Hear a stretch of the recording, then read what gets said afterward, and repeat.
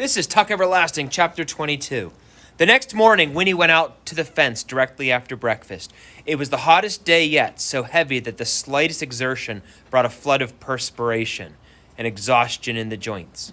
2 days before, they would have insisted that she stayed indoors, but now, this morning, they were careful with her, a little gingerly, as if she were an egg. She had said, "I'm going outside now," and they had all said, "All right, but come in if it gets too hot, won't you, dear?" And she had answered yes.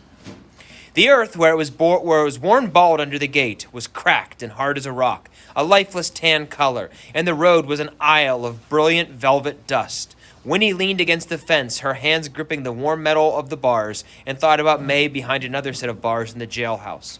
And then, lifting her head, she saw the toad. It was squatting where she had seen it first across the road.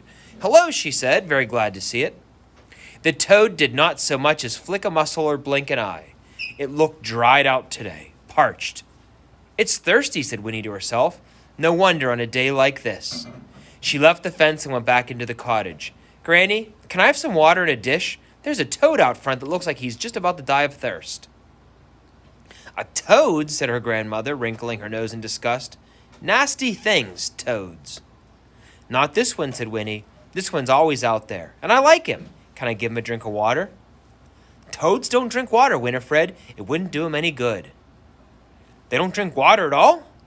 "No, they take it in through their skin like a sponge when it rains." "But it hasn't rained forever," said Winnie, alarmed. "I could sprinkle some water on him, couldn't I? That would help, wouldn't it?" "Well, I suppose so," said her grandmother. "Where is he? In the yard?" "No," said Winnie. "He's across the road." "I'll come with you then. I don't want you leaving the yard alone." But when they came out of the fence, Winnie balancing a small bowl of water with enormous care, the toad was gone. "Well, he must be all right," said her grandmother, "if he could hop off." With mingled disappointment and relief, Winnie tipped the water onto the cracked earth at the gate.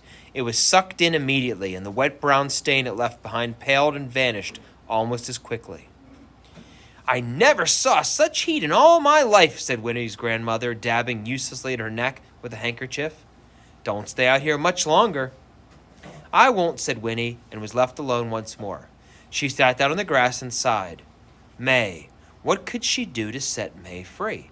She closed her eyes against the glaring light and watched a little dizzily as a brilliant pattern of red and orange danced into her eyelids. And then, miraculously, Jessie was there, crouching on the other side of the fence. "Winnie," he hissed. "You sleeping?" "Oh, Jessie!" Her eyes flew open and she reached through the fence to grasp his hand. "I'm so glad to see you. What can we do? We have to get her out." "Miles has got a plan, but I don't see how it can work," said Jessie, speaking quickly, his voice almost a whisper. "He knows a lot about carpentering. He says he can take May's window frame right straight out of the wall, bars and all, and she can climb through. We're going to try it tonight when it gets dark. Only trouble is, the constable keeps watching her every minute. He's so darn proud of having a prisoner in that new jail of his. We've been down to see her. She's all right, but even if she can climb through the window, he'll come after as soon as he sees she's gone. Seems to me he'll notice right off. That don't give us much time to get away. But we gotta try. There ain't no other way. Anyhow, I come to say goodbye. We won't be able to come back here for a long, long time, Winnie, if we get away. I mean, they'll be looking for Ma. Winnie, listen. I won't see you again, not for ages. Look now. Here's a bottle of water from the spring. You keep it, and then, no matter where you are, when you're 17, Winnie, you drink it, and then you come find us. We'll leave directions somehow. Winnie, please say you will." He pressed the little bottle into her hands, and Winnie took it, closing her fingers over it. "Jessie, wait," she whispered breathlessly. For once she had the answer. "I can help. When your mother climbs out the window, I'll climb in and take her place. I'll wrap myself up in her blankets, and when the constable looks in, he won't be able to tell the difference. Not in the dark. I can bump myself up real big and look bigger. Miles can even put the window back in. That would give you time to get away.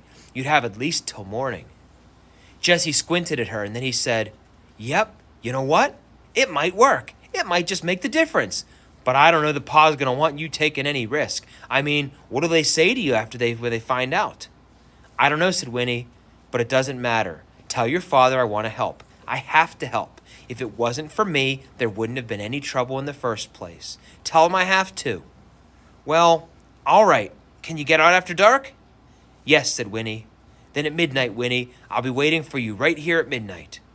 "Winifred," an anxious voice called from the cottage. "Who's that you're talking to?" Winnie stood up and turned to answer. "It's just a boy, Granny. I'll be in a minute." When she turned around again, Jessie was gone.